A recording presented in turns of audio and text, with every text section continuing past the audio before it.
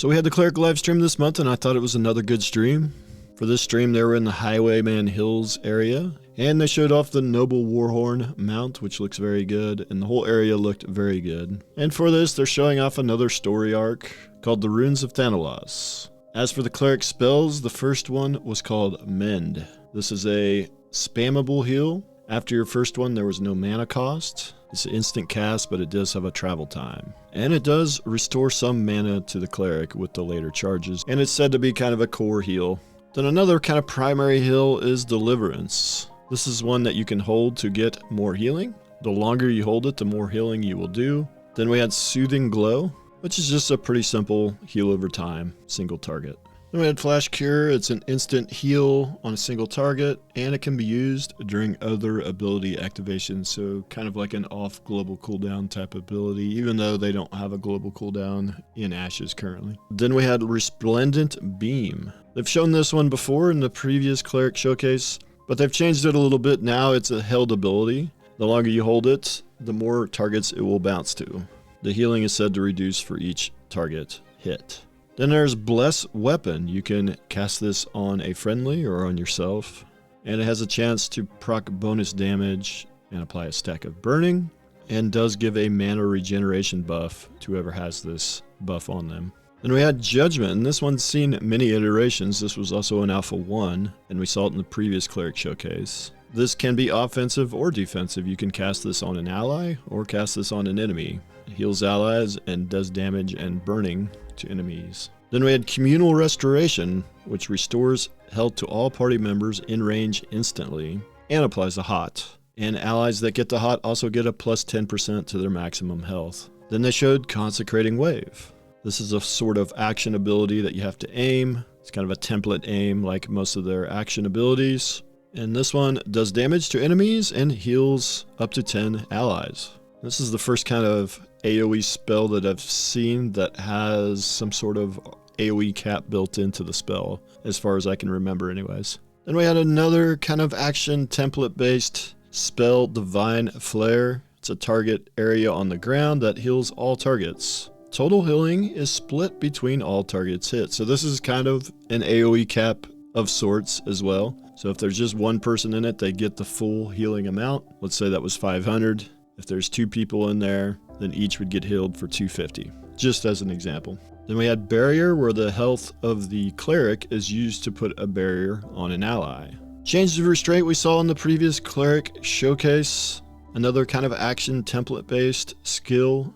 And I think it works pretty similar. It puts stagger if there's not already stagger on the enemies. If there is stagger on the enemies, it will stun them.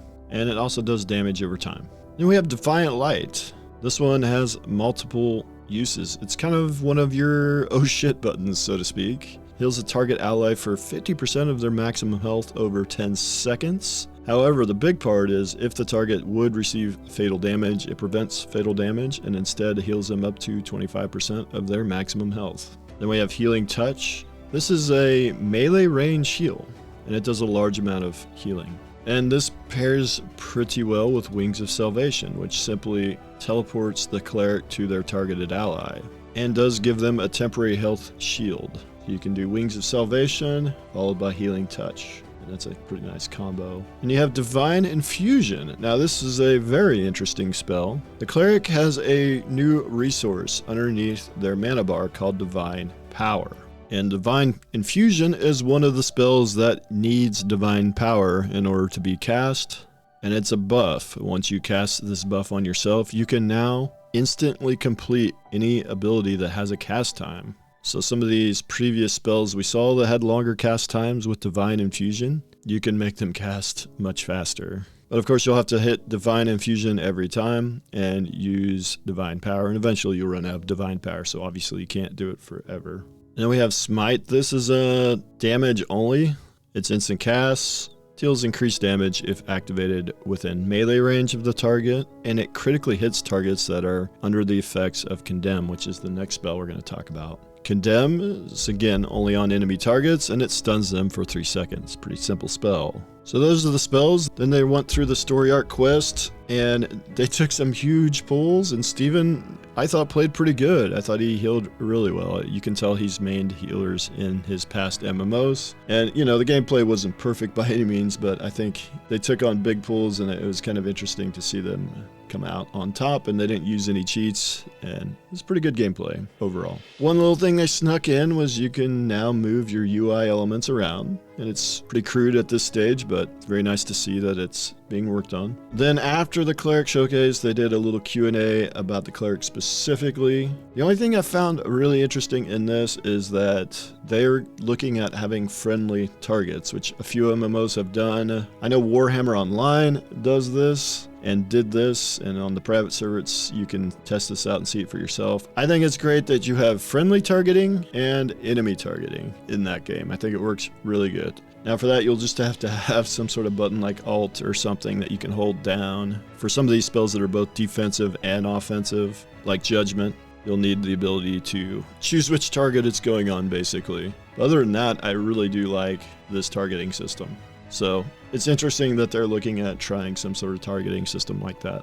Then we had the Q&A at the end. The only thing I found interesting in the Q&A is that they're looking at a weapon that actually does healing, because all the weapons we've seen so far in all the alpha testing and the previous showcases, they only did damage. And they're looking at a weapon that has an alternate heal function. That was kind of interesting. I'm interested to see that weapon.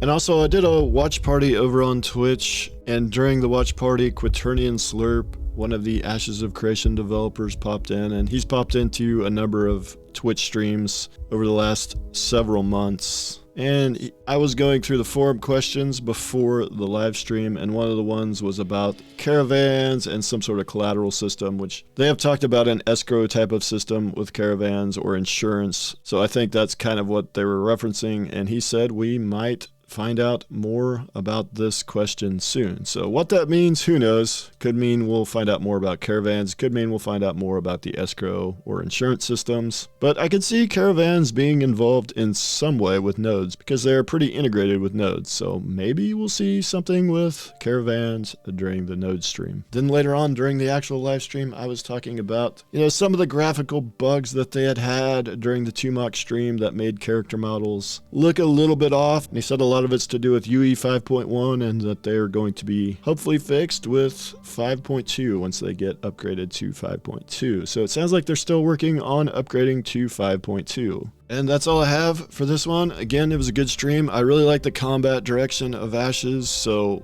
I guess if you don't like the combat direction, you might not like these streams, but for me, it's a near perfect type of combat for what they're trying to do with large-scale sieges and those sort of things.